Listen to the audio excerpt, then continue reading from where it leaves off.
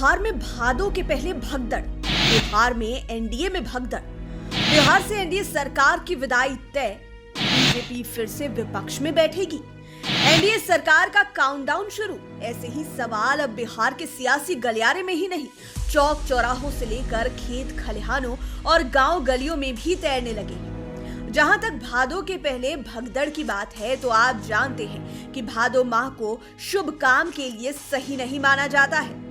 ऐसे में आम आवाम से सियासी गलियारे तक में यह कयासबाजी तेज है कि 11 अगस्त से पहले ही कहीं बिहार में बड़का खेला ना हो जाए। इस मॉनसून के सीजन में बड़ा सियासी तूफान आ सकता है।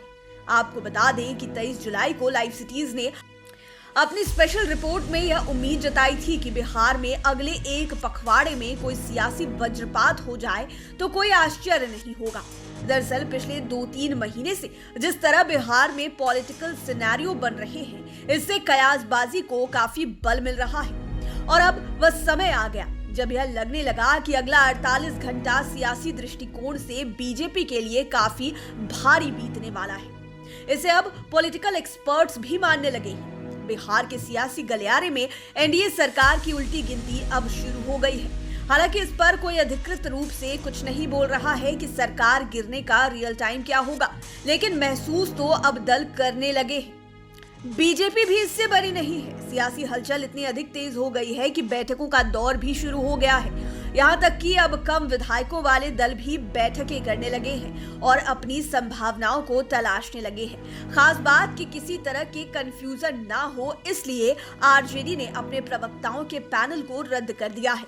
आरजेडी की ओर से केवल तेजस्वी यादव और प्रदेश अध्यक्ष जगदानंद सिंह को ही मीडिया को बयान देने के लिए अधिकृत किया गया है, जो इस बात का संकेत है कि कुछ बड़ा खेल होने वाला है। इतना ही नहीं, आरजेडी ने कल मंगलवार को अपने विधायकों की बैठक बुलाई है। हालांकि इस पर जगदानंद सिंह का कहना है कि यह 2024-25 के चुनावों को लेकर बैठक बुलाई गई है। वहीं कांग्रेस और हम ने भी बैठक बुलाई है। बिहार में बदलते ताजे हालात में जीतन राम मांझी भी दिल्ली से पहुंच गए। यह हलचल केवल आरजेडी, कांग्रेस या फिर हम के खेमे में नहीं है, इससे भी तेज हलचल जेडीयू खेमे में है। जेडीयू के सभी सांसदों की आज शाम पटना में बैठक हुई। इसके लिए सभी सांसदों को 2 दिन पहले ही कह दिया गया था।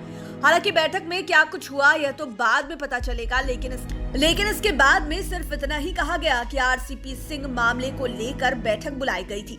वहीं जेडीयू के सभी विधायकों की बैठक कल फर्स्ट हाफ में होगी। यह तो जग जाहिर है कि पिछले कई महीनों से विभिन्न मुद्दों पर जेडीयू और बीजेपी के बीच खटपट चल रही है और कल जिस तरह जेडीयू के राष्ट्रीय अध्यक्ष ललन सिंह आक्रामक मोड में दिखे और आरजेडी के प्रतिरोध मार्च को अप्रत्यक्ष रूप से अपना समर्थन दिया, इससे भी बड़ा खेल होने के संकेत मिलने लगे हैं। ललन सिंह की बातों के अब पॉलिटिकल मायने निकाले जा रहे हैं। पॉलिटिकल एक्सपर्ट्स इस पर मंथन कर रहे हैं। भले ही ललन सिंह ने आरसीपी सिंह को अपने निशाने पर लिया, लेकिन आरसीपी सिंह के बहाने उन्होंने बीजेपी को ही अपना गुस्सा दिखाया। दरअसल ललन सिंह ने कहा कि आरसीपी को चिराग मॉडल बनाया जा रहा है। ऐसे में सवाल उठता है कि आखिर आरसीपी सिंह को चिराग मॉडल कौन बना रहा है और यह चिराग मॉडल क्या है। चिराग मॉडल समझने के लिए थोड़ा फ्लैशबैक में चलना होगा। दरअसल 2020 के बिहार विधानसभा चुनाव के समय से ही यह चिराग मॉडल सियासी गलियारे में आया है। उस समय लोजपा पार्टी नहीं बटी थी। तब चिराग पासवान ने ऐलान कर रखा था कि नरेंद्र मोदी से बैर नहीं, नीतीश तेरी खैर नहीं। तब चिराग पासवान ने केवल जेडीयू के खिलाफ ही अपने उम्मीदवारों को उतारा। अपवाद में बीजेपी के खिलाफ भी 2-3 सीटों पर चिराग ने अपने उम्मीदवार उतारे थे। रिजल्ट आया तो जेडीयू विधायकों के मामले में तीसरे नंबर की पार्टी बन गई। उसके मात्र 43 विधायक ही चुनाव जीत पाए। इसका दर्द आज भी नीतीश कुमार को है। चिराग की वजह से ही जेडीयू की स्थिति बिहार में हुई थी। रिजल्ट के बाद जेडीयू ने कई दफे आरोप लगाए कि यह सब बीजेपी की रणनीति के तहत हुआ है और कमोबेश यही स्थिति आरसीपी सिंह को लेकर दिखने लगी तो जेडीयू अलर्ट हो गया। और जब जहानाबाद में नारे लगे कि बिहार का सीएम कैसा हो, आरसीपी सिंह जैसा हो, तो इस बार जेडीयू बख्शने के मूड में नहीं थी। उन्होंने आरसीपी सिंह को इस मुकाम पर खड़ा कर दिया कि उन्हें अब बीजेपी भी अपने खेमे में लेने से 1000 बार सोचेगी। हाँ, जेडीयू ही यदि एनडीए से अलग हो जाए तो फिर आरसीपी को अपने खेमे में लेने को बीजेपी स्वतंत्र है। आपको बता दें कि 5 जुलाई की स्पेशल रिपोर्ट में हमने आरसीपी सिंह के मुद्दे को प्रमुखता से रखा था। तब हमने यह भी कहा था कि बीजेपी को बिहार में भी एक नाथ की तलाश है और इसी रिपोर्ट में यह भी कहा गया था कि आरसीपी सिंह को लेकर जेडीयू से ज्यादा बीजेपी में बेचैनी है। बीजेपी ने उन्हें टूल बनाने की कोशिश की, लेकिन नीतीश कुमार की पॉलिटिक्स के आगे एक नहीं चली और आज आरसीपी सिंह जेडीयू से तो बाहर हो ही गए हैं, बीजेपी भी उन्हें नहीं अपना पा रही है। और सबसे बड़ी बात कि बीजेपी की जिस टूल की बात लाइव सिटीज ने उठाई थी, उस पर ललन सिंह ने चिराग मॉडल को बोलकर अपनी मुहर लगा दी। भले ही ललन सिंह ने किसी पार्टी का नाम न लिया हो, लेकिन उनका इशारा बीजेपी की ओर ही था। पॉलिटिकल एक्सपर्ट्स की माने तो जेडीयू की नाराजगी उस दिन और बढ़ गई जब बीजेपी ने बिहार में बिन मौसम चुनावी शंखनाद कर दिया।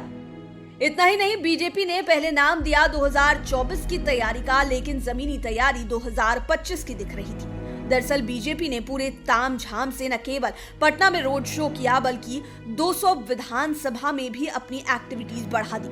कहा जाता है कि 43 विधानसभा क्षेत्र जो कि मुस्लिम बहुल हैं, उन्हें छोड़ दिया गया। दूसरी ओर बीजेपी के राष्ट्रीय अध्यक्ष जेपी नड्डा ने जेडीयू समेत तमाम दलों की नाराजगी अब बोलकर बढ़ा दी कि बीजेपी के सामने क्षेत्रीय दलों का अस्तित्व नहीं रहेगा। उस समय भी ललन सिंह ने कहा था कि बीजेपी 200 सीटों ही क्यों 243 सीटों की तैयारी करे। जहां तक कल की बात है तो आपको पता ही है कि कल आरजेडी समेत महागठबंधन के दलों ने महंगाई के खिलाफ प्रतिरोध मार्च निकाला था। इस पर जब मीडिया ने उनसे पूछा तो ललन सिंह बोले कि महंगाई तो बेशक बढ़ गई है और यह जनता का मुद्दा है। अब इन बातों से आप समझ ही सकते हैं कि एनडीए के घटक दलों के बीच तनातनी कितनी अधिक बढ़ गई है। बहरहाल बिहार के सियासी गलियारे में बड़ा खेल की कयासबाजी तेज है। भादों को देखते हुए काउंटडाउन की भी अटकलें तेज हैं। भले ही तमाम पार्टी के नेता अधिकृत रूप से बोलने से बच रहे हों, लेकिन दबी जुबान से हर कोई यही कह रहा है कि बिहार बा, यहाँ कुछ भी हो सकता है। बड़े नेता गोल गोल बात कर रहे हैं, किंतु साफ साफ कहने से वे बच रहे हैं। ऐसे में कल मंगलवार को ही पता चलेगा कि मंगल किस पर भारी पड़ा और किसके लिए यह अमंगलकारी हुआ। तब तक हमारे साथ आप भी पल पल की बदलती सियासी तस्वीर पर नजर बनाए रखें।